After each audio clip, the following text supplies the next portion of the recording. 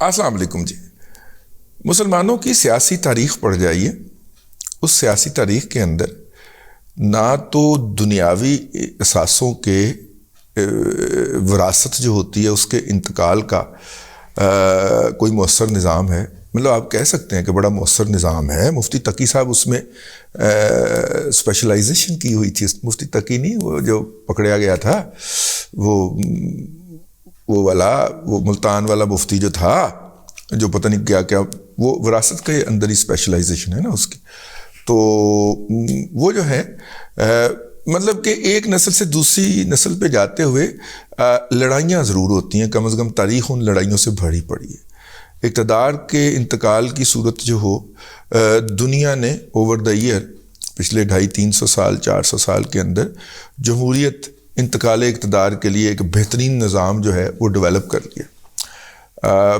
مسلمانوں کے ہاں ایک دفعہ خلیفہ جو منتخب ہو جاتا ہے تو پھر وہ ساری عمر کے لیے ہوتا ہے. جب تک کہ وہ اس دنیا سے چلا نہ جائے تب تک وہ حکمران رہتا ہے. اور ظاہر ہے ان کے ارد گرد جو رہنے، یہی بادشاہی پھر نظام کے اندر ہوا تو پھر اس کے جو پوٹینشیل ورثاء ہوتے ہیں وہ ایک سے زائد ہوتے ہیں. پھر وہ ان کی باہمی چپکلش شروع ہوتی ہے اور ریاست کولیپس کر جاتی ہے، یا ریاست جو ہے وہ پھر کسی دوسرے کے ہتھے چڑھ جاتی. مجھے لگتا ہے کہ یہ ہی شریف ڈائناسٹی کے اندر ہونے لگا. بے نظیر بھٹو صاحبہ جب پرائم منسٹر بنی اور نواز شریف صاحب جو تھے وہ پنجاب میں اقتدار میں آئے، میں 1988 کی بات کر رہا ہوں، وہ چیف منسٹر بنے، تو بے نظیر بھٹو صاحبہ نے اتفاق فاؤنڈری جو کہ اس وقت چل رہی تھی، اور وہ 5 سال ہی ہوئے تھے، انہوں نے نواز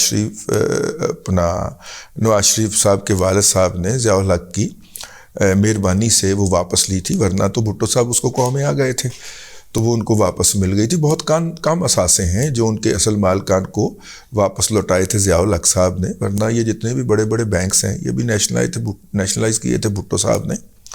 تو اس کے نتیجے کے اندر پھر ظاہر ہے اکانومی ایک دفعہ ڈاؤن کر کے نیچے گر گئی، بیڑا غرق ہو گیا ہمارا.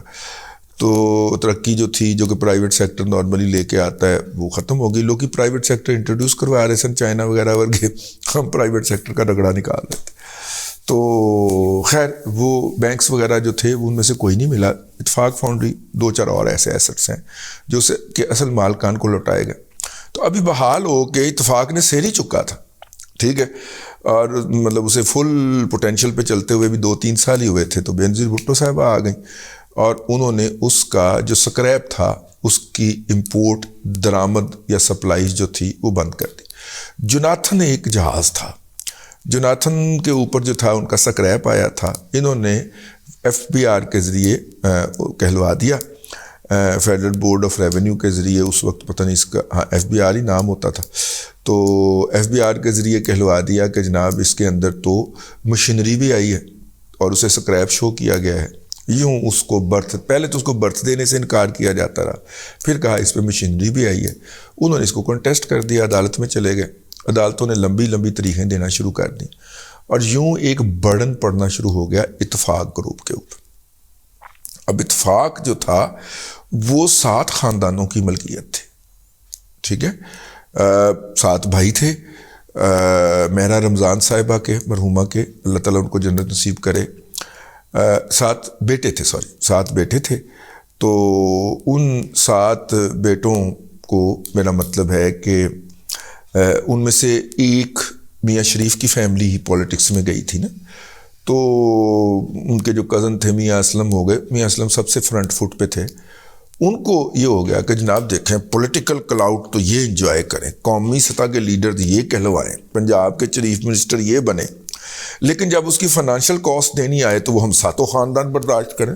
یہ میاں اسلم صاحب پیپلز پارٹی میں بھی شامل ہوتے بچے تھے اور انہوں نے اپنے ارد گرد کچھ ایسے جرنلسٹ پالے ہوئے تھے جو کہ نواز شریف ہیٹر تھے. تو وہ ان کو جا کے بتاتے رہتے تھے کہ بس انقلاب آیا کہ آیا وہ نواز شریف کی گردن اڑا دے گا آپ جناب. اچھا میاں صاحب کیونکہ کزن بھی ہیں تو کزن کے ساتھ رائیولری ہو تو مارن مران پہ تو نہیں نہ ہوتی. میاں اسلم جیسے بندے نے اندر یارک بھی جانا، نہیں یار نہیں آج نہ کرو، ٹھیک ہے. یہ نتیجہ یہ نکلا کہ وہ سیاست میں آ نہیں سکے، لیکن دکھ ان کو بہت زیادہ تھا.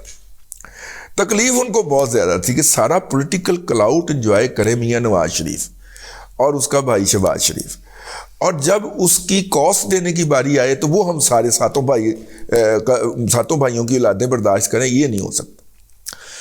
جب وہ جوناتھن کے کرائسس سے نکلا ہے تو نواز شریف صاحب نے جو تھا وہ تقسیم کر دیا پورا، کہا جی اپنا اپنا حصہ چک لو، اسی بڑیاں گلاں سن لیاں نے انہاں کولوں تے اپنا اپنا حصہ لے لو۔ وہ جو تقسیم ہوئی اس تقسیم کے اوپر بہت سارے لوگ راضی بھی ہو گئے، لیکن سراج دین اور مراج دین جو دو بھائی تھے میاں شریف صاحب کے بڑے پائے، نواز شریف صاحب کے تایا جان، ان کی اولاد ہیں تایا جانان، ان کی اولادیں مطمئن نہ ہوئیں، انہوں نے عدالت میں گھسیٹ لیا کہ یہ چیز ہمیں ملنی چاہیے تھی، یہ نہیں دی گئی، وہاں پہ یہ مس کیلکولیشن کی گئی، اور اس جو تھی مقدمہ بازی کو 8-9 سال گزر گئے۔ نواز شریف صاحب اقتدار سے گئے، پھر واپس آئے، پھر گئے۔ نواز شریف صاحب 93 کے اندر جب اقتدار سے گئے تو بینظیر بھٹو صاحبہ نے 93-96 والی حکومت میں ان کو ایشو بنا کے چنگا رگڑا، اور سراج اور مراج کی اولادیں جو تھیں وہ پیپلز پارٹی کے ہاتھوں خوب استعمال ہوئیں۔ پھر نواز شریف صاحب 96 کے اندر دوبارہ آ گئے، 2/3 میجورٹی کے ساتھ آئے۔ پہلی دفعہ پاکستان کی تاریخ میں کسی کو 2/3 میجورٹی ملی، بھٹو صاحب کو بھی نہیں ملی تھی پورے پاکستان کے اندر سے، ان کو تو 33% ووٹ ملے تھے، 2/3 ملی تھی یایا کو، ٹھیک ہے، تو اسے یایا کہہ رہا ہوں یار مجیب کو، تو پھر پاکستان تو نہیں رہا تھا نا۔ تو خیر جناب 2/3 دوسری دفعہ کہہ لیں آپ میجورٹی ملی مغربی پاکستان میں، پہلی دفعہ ملی، اور نواز شریف صاحب نے ایٹمی دھماکے کر دی، اور اپنا ایٹمی دھماکے کے موقع کے اوپر انہوں نے کہا کہ جناب ہمارا اس میں سے جو حصہ ہے، ٹھیک ہے، وہ ہمارے اثاثے جو ہیں ان کو بیچ کے پورا کر لیا جائے، اور اگر کوئی رہتا ہے تو وہ ہمیں بتا دیا جائے، ہم مزید ادائیگی کر دیں گے، سانو معافی دے دو، ہم نے یہ کاروبار کرنا ہی، ٹھیک ہے۔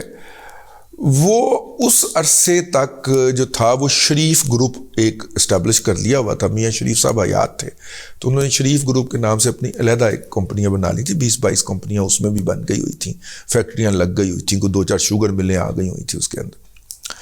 تو نواز شریف صاحب جو تھے انہوں نے اتفاق کا جو گروپ تھا اس کو سرنڈر کر دیا، ٹھیک ہو گیا۔ وہ خیر اس کے تو اثاثے ہی زیادہ تھے اس سے، جو کہ اس کے خلاف کلیم تھا، پھر اس کی زمین تک بک گئی۔ خیر یوں جو تھا وہ معاملہ نپٹا، ایک نسل سے دوسری نسل کے اندر وراثت منتقل ہونے کا۔ اگرچہ یا سراج اور خازم راج بردر شوگر مل اور بردر انجینئرنگ اور بردر ٹیکسٹائل نہیں چلا سکے، چلانے والا پھر ایک کوئی بندہ تھا نا جس کا نام میاں شریف تھا، اور اس کا ہونہار بیٹا جس کا نام شہباز شریف تھا، اور شہباز شریف صاحب یہ کوئی پتر جڑا انڈسٹری چلا سکتا ہے، اور وہ سلمان شہباز، ٹھیک ہے، باقی سارے فارغ سارے ویلے بہ کے کھانا۔ تو کہنے کا مطلب یہ ہے کہ ایک نسل سے دوسری نسل جاتے ہوئے اتفاق گروپ جو امپائر تھی، باہر سے کوئی آتا تھا 60s کی دہائی کے اندر مہمان، تو ہم یہ کورین وغیرہ کو دکھایا کرتے تھے کہ دیکھیں انجینئرنگ کا کتنا بڑا شاہکار ہے، وہ تباہ و برباد ہو گئی۔ پیکو کو ہم نے خود تباہ و برباد کر لیا، آج کل کراچی کے میمنوں کے ہوتی ہے، انہوں نے پنجاب سے انتقام لیا ہے کہ پنجاب ان کی آدم جی انشورنس اٹھا کے لے گیا اور MCB اٹھا کے لے گیا، تو ہم نے بھی جواب میں لینا ہے، تو پھر انہوں نے پیکو اٹھا لی، ٹھیک ہے۔ وہ کسی دن پھر داستان سنائیں گے آپ کو۔ تو وہ جناب اس طرح کے عدلے بدلے چلتے رہتے، تو وہ جناب اب مجھے یہ لگتا ہے کہ میاں نواز شریف کی جو ہے جو لیگیسی آگے ٹرانسفر ہونے لگی، ایسٹ تو انہوں نے رکھا کوئی نہیں پاکستان کے اندر، انہوں نے کہا جی میں نے پاکستان کے اندر کوئی اثاثہ رکھنا ہی نہیں۔ میاں نواز شریف کا یا اس کے بیٹوں کا گھر کے علاوہ اور شریف میڈیکل سٹی کمپلیکس کے علاوہ کوئی اثاثہ نہیں ہے، اور وہ بھی ٹرسٹ ہے، ان کا ذاتی اثاثہ نہیں ہے، ٹھیک ہے، ان کا کوئی اثاثہ نہیں ہے۔ لیکن ایک تو میاں نواز شریف کی بہت بڑی لیگیسی ہے نا، وراثت ہے نا، اور وہ ہے ان کی سیاسی وراثت، اور وہ سیاسی وراثت ان کی دونوں جو وہ کیا ہوتی ہیں اولادیں، وہ مطلب دونوں بیٹے جو ہیں وہ لینے سے انکاری ہو چکے ہوئے، ٹھیک ہے۔ تو صاحبزادی نے چونکہ اپنا فیوچر یہیں پہ لگانا تھا، کیونکہ وہ عوانوں کی طرف بیائی گئی تھیں، کیپٹن ہیں صفدر ایوان صاحب کی طرف، تو ایوانوں نے کہا کہ جناب سیاست میں تو مزہ بڑا ہے، ٹھیک ہے، تو لہٰذا ہم تو یہ لیگیسی لیں گے. تو اب دو خبریں جو ہیں وہ میڈیا کے اندر زینت بنی ہیں، تبصرہ نگاہ خبریں ہیں یا چھپوائی گئی ہیں، ٹھیک ہے. ہو سکتا ہے یہ دونوں خبریں ایک ہی پارٹی نے چھپوائی ہوں. ایک خبر یہ چھپوائی گئی کہ جو کیپٹن صفدر صاحب کے جو صاحبزادے ہیں، یعنی کہ مریم نواز شریف کے جو صاحبزادے ہیں، انہوں نے مستقلاً پاکستان منتقل ہونے کا فیصلہ کر لیا ہے. یہ جو ہیں یہ سیف الرحمان صاحب کے داماد بھی ہیں نا، ہاں ٹھیک ہے، انہوں نے مستقلاً پاکستان منتقل ہونے کا فیصلہ کر لیا ہے اور وہ سیاست میں اپنی والدہ کی معاونت فرمائیں گے. تو یعنی کہ ان کے پولیٹیکل اسسٹنٹ ہوں گے، یعنی کہ اس عہدے پہ وہ متمکن ہوں گے جس پہ کیپٹن صفدر ایوان صاحب تھے، ٹھیک ہے، متمکن رہے ہیں کہ وہ جو تھے وہ مطلب کہ اسسٹ کیا کرتے تھے اپنی مسز کو. شاید ان کی مسز ان کی اسسٹنس سے مطمئن نہ ہوں، تو اس لیے انہوں نے اپنے صاحبزادے کو اپنے ساتھ ایسوسیٹ کر لیا ہے. اچھا، ایک تو یہ بات ہو گئی. پھر دوسری بات یہ ہے کہ جو ان کے داماد ہیں وہ بھی ایک سیٹلڈ فیملی میں ہیں. ان کے داماد کے جو ون آف دا انکلز ہیں وہ ریٹائرڈ لیفٹیننٹ جنرل ہیں، تو تھوڑا سا اس حوالے سے بھی ایک فورس ملے گی. اور جو مریم نواز شریف جو ہیں اس کی پولیٹیکل انڈیپینڈنٹ پولیٹیکل لانچنگ ہوگی. ٹھیک ہو گیا. لیکن ساتھ میں ایک دوسری خبر بھی چھپوائی گئی، وہ یہ کہ سلمان شہباز صاحب کو سیاست میں اتارنے کا فیصلہ کر لیا گیا. سلمان شہباز صاحب نے گزشتہ 4 سال کا جو دور گزرا ہے، اس دور کے اندر جو میڈیا میں ان کی فرینڈشپ ہے وہ چودھری غلام حسین جیسی ہے لوگوں کے ساتھ ہے، جو کہ ٹکا کے نواز شریف اور مریم نواز شریف کو گالیاں بکا کرتے تھے. چودھری غلام حسین تو ویسے میں نے نام لے لیا. ہر وہ شخص جو کہ مریم نواز شریف کی کردار کشی کرتا تھا یا نواز شریف کو گالیاں بکتا تھا، وہ سلمان شہباز کی گڈ بکس میں ہوتا تھا. سلمان شہباز کا نمبر اس کا پہلی بیل پہ اٹھاتے تھے. ٹھیک ہے.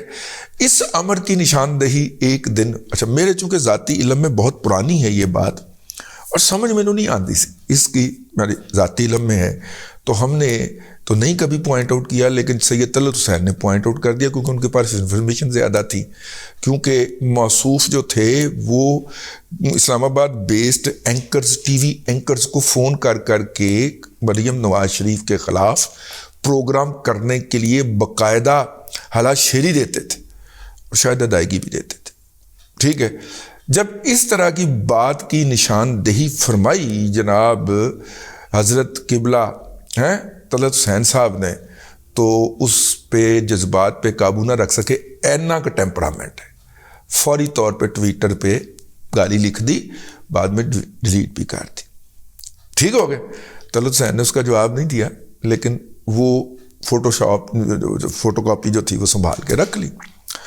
اب اس سے آپ اندازہ کر سکتے ہیں اب یہ کیا ہے. یہ ایک رجحان کی مائنڈ سیٹ کی نشاندہی کرتا ہے. یہ وہی مائنڈ سیٹ ہے جو مراج اسراج اور میاں اسلم ہیں ان کے ذہنوں میں آیا تھا کہ جناب پولیٹیکل کاسٹ ادا کریں ہم، بزنس ہمارے تباہ ہوں اور انجوائے کریں. یہ سلمان شہباز اس لیگیسی کا انہیریٹر ہے کہ جناب جیل نے میرا باپ بھگتے، تایا میرا سکون سے جا کے لندن میں کافیاں پیتا رہے بیٹھ کے ہیں، اور جب جناب پولیٹیکل لیگیسی کی باری آئی تو نواز شریف کا ووٹ ہے ہم خود. ٹھیک. اب یہ میاں شریف کی اولاد کے اندر دھما چوکڑی مچنے لگی ہے. ٹھیک ہے. لڑائی ہونے لگی ہے، سر پھٹول ہونے لگی ہے. اسٹیبلشمنٹ کی باچھیں کھلی ہوئی ہیں، پی ٹی آئی کی باچھیں کھلی ہوئی ہیں. شہباز شریف صاحب نے ہر وہ اقدام کیا ہے جس کے نتیجے میں نواز شریف واپس نہ آ سکے، اور شہباز شریف صاحب ہر اس اقدام سے اوائڈ کر رہے ہیں جس کے نتیجے کے اندر عمران خان پھنس جائے. اور جب شہباز شریف کا نام آتا ہے تو عمران خان جو ہے اس پہ اوائڈ کر کے آگے گزر جاتا ہے. ہاں، نواز شریف کا اور مریم نواز شریف کا نام جب آتا ہے تو وہ ٹکا کے گالیاں بکتا ہے. اس کا مطلب ہے کہ شاید کسی سلمان شہباز نے عمران خان کو یہ کمیونیکیشن کر دیا ہے کہ ہم آپ کے فیسیلیٹیٹر ہو سکتے ہیں اگر آپ گالیوں کا رخ نواز شریف اور مریم نواز شریف کی طرف کر لیں. یار یہ اقتدار جو ہے یہ کتنی ظالم چیز ہے، یہ کس طرح خون کو سفید کرتا ہے. مجھے تو یہ سامنے نظر آ رہا ہے یہ لڑائی لڑتے ہوئے. لیکن سلمان شہباز صاحب جو ہیں اچھے بزنس مین ہوں گے اور اچھے مینیجر ہوں گے. ان کے والد صاحب، میں سلمان شہباز صاحب سے بڑا دستبستہ عرض کر کے یہ بیان کرنے لگا ہوں. میں آپ کی کوئی انٹرپرینیورشپ کے اوپر سوال نہیں کر رہا، اگرچہ میں اگلے 2.5 منٹ میں آپ کی انٹرپرینیورشپ اڑا کے نا، ٹھیک ہے، آپ کی جیب میں ڈال سکتا ہوں، لیکن میں نہیں اس کے اوپر سوال کر رہا. بھائی جان ایک بات یاد رکھیے گا، یہ جو ووٹر ہوتا ہے نا، اس کی ایک سائیکی ہوتی ہے. یہ جتنے مرضی ٹی وی کے پروگرام کر لیں، نواز شریف کا کھڑا کیا ہوا کھمبا جو ہے وہ اگر ہارے گا بھی نا تو 2-4 ہزار ووٹ کا فرق ہوگا. وہ 2-4 ہزار ووٹ سے ہارے گا، ٹھیک ہے نا. باقی نواز شریف کا پکا ووٹ دے. شہباز شریف صاحب نے جو 2 ضمنی الیکشن کروائے ہیں نا اپنی وزارت عظمیٰ کے اندر، الحمدللہ شاندار طریقے سے ہارے. ٹھیک ہے.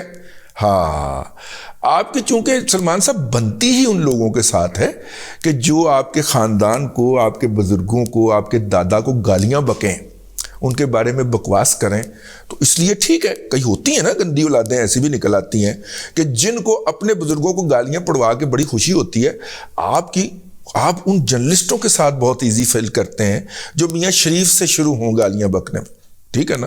تو بہرحال ہم تو کسی کو بھی گالی بکنے کے حق میں نہیں ہیں، ورنہ تو میرا مطلب ہے کہ شوکت خانم ہماری ذات سے محفوظ رہتی کیا، ٹھیک ہے. لیکن ہم نے نہیں کسی کو کچھ کہنا.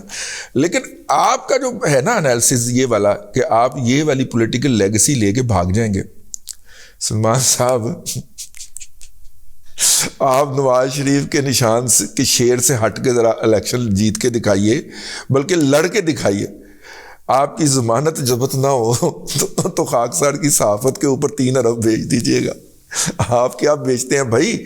ابا جی کی بغل میں بیٹھ کے کچھ لوگوں کے فون سن لینا اور ان کو جواب دے دینا ابا جی کے بیاف کے اوپر، یہ سیاست نہیں ہے. حالانکہ میں اس بات کا بھی قائل ہوں کہ تقریر کر لینا اور ٹویٹ کر لینا مریم نواز شریف صاحبہ یہ سیاست نہیں ہوتی، ٹھیک ہے. اسی طرح سلمان صاحب ابا جی کے بیاف پہ کچھ لوگوں سے رابطے کر لینا اور ان کی ضروریات پوری کر دینا، دس از ناٹ پالیٹکس یار. پالیٹکس کسی اور چیز کا نام ہے، ٹھیک ہے. نواز شریف نے بڑا رگڑا کھا کے، بڑا رندہ پھرا کے اس کے اندر ایڈوانسمنٹ کی ہے. میں نہیں کہہ رہا ماسٹر کیا ہے، ایڈوانسمنٹ کی ہے، یا کم از کم انہیں یہ پتا ہے کہ چیزوں کو مینیج کیسے کرنا ہے. آپ تو طفل مکتب ہیں یار، ایسا نہ کریں. یہ جس نے بھی یہ خبریں چھپوائی ہیں اہتمام کے ساتھ، لگتا ہے مجھے اگر کوئی پارٹی ہے تو وہ یہ چاہ رہی ہے کہ خاندان کے اندر رج کے لڑائی ہوئے، جوتوں میں دال بٹے. اگر دونوں پارٹیوں نے الگ الگ چھپوائی ہیں، اور چھپی بھی ایکسپریس جیسے اخبار میں ہے جو کہ پہلے ہی جھوٹی خبریں چھاپنے کی بنا کے اوپر زد میں آیا ہوا ہے، خواجہ سعد رفیق ڈانگ رکھ کے پھر رہا ہے کہ میں نہیں چھڑنا اور میں نے سائبر کرائم کا پرچہ درج کرانا جو انہوں نے وہ بوگیوں کے بارے میں جھوٹی خبر چھاپی ہے اس حوالے سے. تو آپ بھی جو ہے وہ تھوڑا سا کسی کریڈیبل اخبار کے اندر کچھ چھپوئیے. یہ اس طرح کی قصوصیں چھوڑنے سے کام نہیں بڑھنے لگا، ٹھیک ہے. یہ میرے مائنڈ میں آیا تھا یہ کچھ چیزوں کو دیکھ کے کہ یہ لیگیسی وار شروع ہونے لگی ہے. ہو سکتا ہے میں غلط ہوں، میں کہاں پہ غلط ہوں نیچے آ کے میری رہنمائی ضرور فرمائیے گا. اب تک کے لیے اتنا ہی. اگلے ولاگ کے اندر پھر حاضری ہوتی ہے. اللہ تبارک و تعالیٰ آپ کو آسانیاں عطا کرے اور آسانیاں خلق خدا میں تقسیم کرنے کی توفیق عطا کرے.